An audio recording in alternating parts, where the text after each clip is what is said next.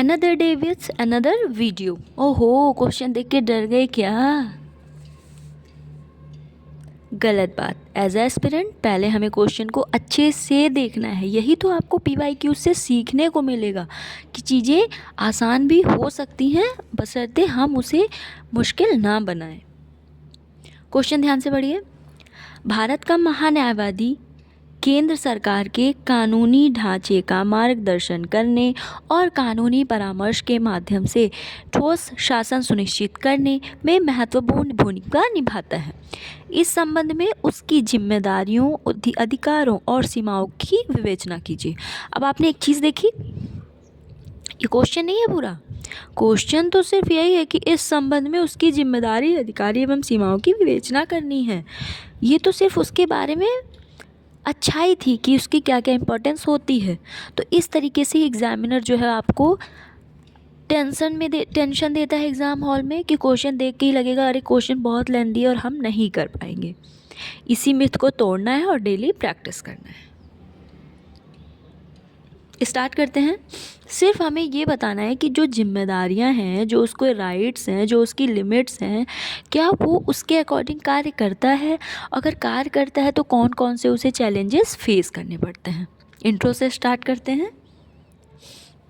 भारत का महान्यायवादी संविधान के अनुच्छेद 76 के अंतर्गत संघ सरकार का सर्वोच्च विधि अधिकारी होता है।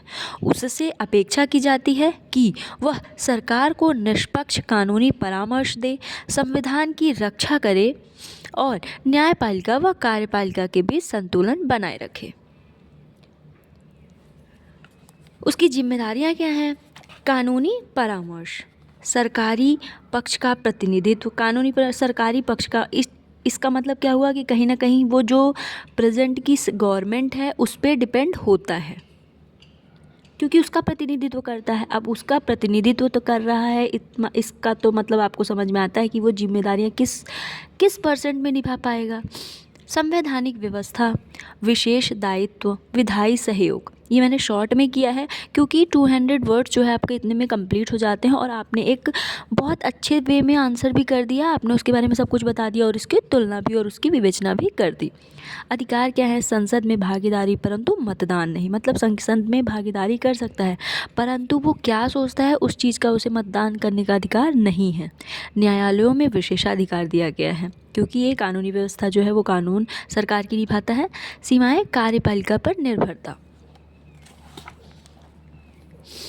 कार्यकाल की अनिश्चितता, क्योंकि जो सरकार है कहीं ना कहीं उसके प्रसाद पर्यंत उसी के टर्म पर ये डिपेंड होता है, इसके लिए कार्य की अनिश्चितता है। अब कार्य की अनिश्चितता है, कहीं ना कहीं उसका जो झुकाव है वो सरकार की तरफ तो बनेगा ही। निर्णायक शक्ति का अभाव, और ये कहीं कहीं उसकी पक्षपातपूर्ण व्यवहार को भी बढ़ावा देता है। आलोचनात्मक पक्ष क्या हुआ? सरकार समर्थक झुकाव का आरोप।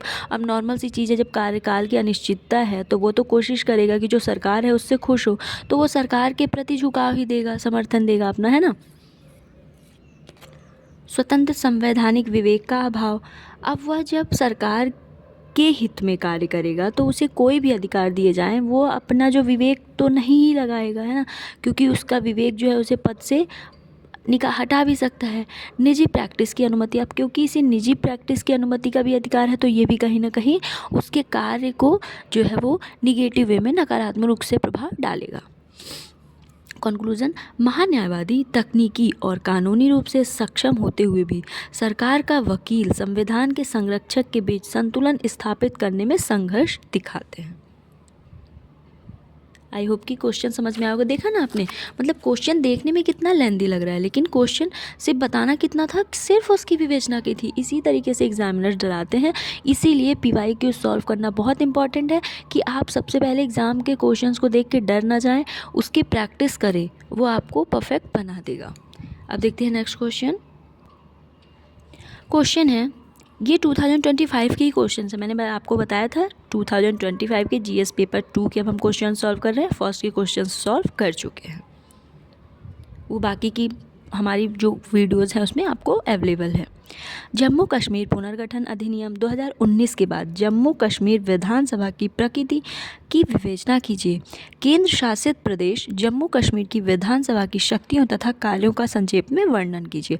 अब ये क्वेश्चन 2 पार्ट में डिवाइड है। सबसे पहले हमें जो जम्मू कश्मीर की विधानसभा बनी थी उसकी प्रकृति बताना है, उसके बारे में बताना है। फिर केंद्र शासित प्रदेश के रूप में यूटी मतलब यूनियन टेरिटरी के रूप में जो जम्मू कश्मीर की विधानसभा की शक्तियाँ एवं कार्य हैं उसको फिर अच्छे से बताना है।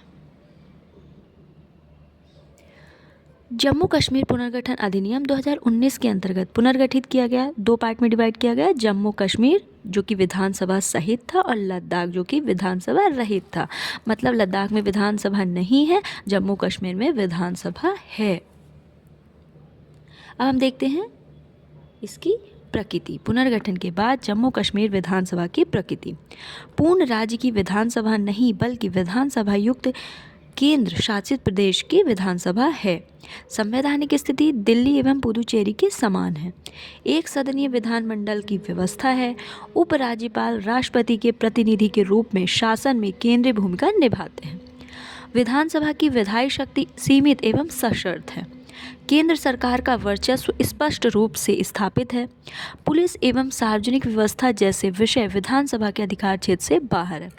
यार ये जो वीडियोस है आपको पेड कोर्स से भी ज़्यादा अच्छी वीडियोस फ्री में अवेलेबल है, तब भी ना तो आप शेयर करते हैं, ना तो आप इसे लाइक करते हैं और व्यूज़ भी नहीं बढ़ा रहे हैं। अब मतलब मुझे भी तो अप्रिसिएशन चाहिए कि हाँ मैं आपके लिए कुछ अच्छा कर पा रही हूँ, तो शेयर करिए ना, ज़्यादा से ज़्यादा लोग सब्सक्राइब करिए, तो मुझे भी एक मोटिवेशन मिलेगा कि इसे मुझे कंटिन्यू करना है। फिर इसकी शक्तियाँ, विधायी शक्तियाँ, वित्तीय शक्तियाँ और कार्यपालिका शक्तियाँ। विधायी शक्तियाँ क्या क्या हैं?